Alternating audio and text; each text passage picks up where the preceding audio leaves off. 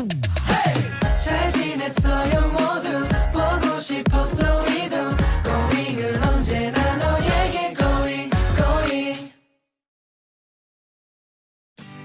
Sebelum kita masuk ke materi, mari kita simak dulu apa itu landasan teori dari Jakarta. Jakarta yang kini merupakan kota metropolitan besar memiliki sejarah panjang dan perkembangan yang signifikan. Sebelumnya dikenal sebagai Sunda Kelapa.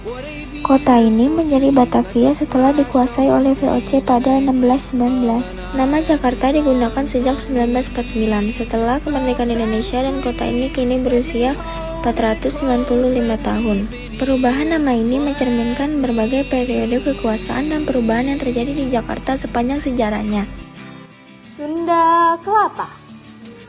Merujuk buku sejarah kota Jakarta tahun 1950 sampai dengan 1980, sejarah Jakarta bermula dari sebuah kota pelabuhan Sunda Kelapa yang saat itu wilayahnya masih dikuasai oleh Kerajaan Hindu Pajajaran. Arti kata Sunda pada pelabuhan Sunda Kelapa adalah mengartikan kekuasaan Kerajaan Hindu Pajajaran, dan kelapa pada arti kata Sunda Kelapa itu adalah karena banyak pohon kelapa di sekitar pelabuhan tersebut. Di masa itu, Sunda Kelapa merupakan pusat perdagangan dan menjadi kota sibuk sampai memikat bangsa Portugis di Malaka.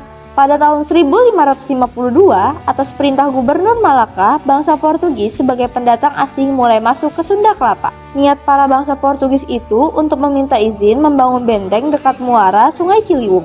Rencana pembangunan benteng tersebut kemudian berhasil mendapat restu.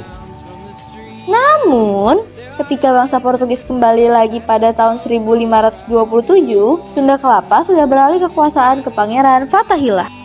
Jayakarta. Berlanjut tentang sejarah singkat kota Jakarta, perpindahan kekuasaan Sunda Kelapa ke tangan Fatahillah ternyata memicu pertempuran di antara keduanya. Pertempuran pun berlangsung sampai akhirnya Fatahillah dinyatakan menang dan langsung mengubah nama Sunda Kelapa menjadi Jayakarta. Dikarenakan pertempuran perdagangan di Jayakarta semakin berkembang pesat, wilayah ini menjadi tujuan para pedagang dari Eropa, Belanda, Portugis, sampai Inggris. Bangsa Eropa, Belanda, Portugis, dan Inggris ini banyak mendirikan kantor pusat dagang di Jayakarta. Jakarta juga menjadi tempat berkumpulan kapal-kapal dagang dari berbagai negara untuk bertukar komoditas.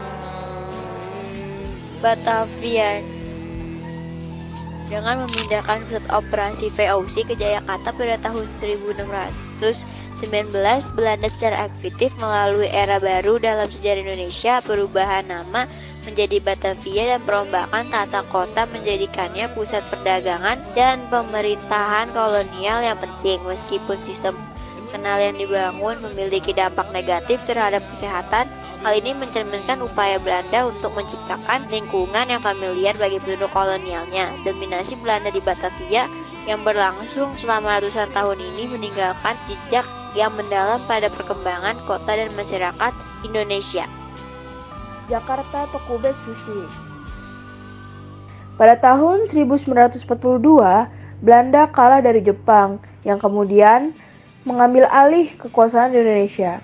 Jepang mengusulkan nama baru untuk Batavia, yaitu Jakarta Tokubet Sushi, yang berarti jauhkan perbedaan.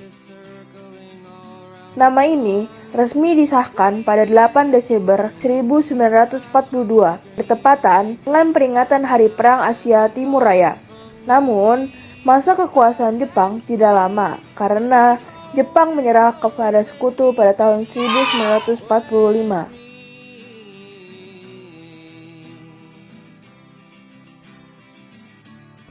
Setelah Indonesia merdeka pada tanggal 17 Agustus di tahun 1945, Batavia, bekas nama ibu kota saat masih di bawah kolonialisme, tidak lagi digunakan.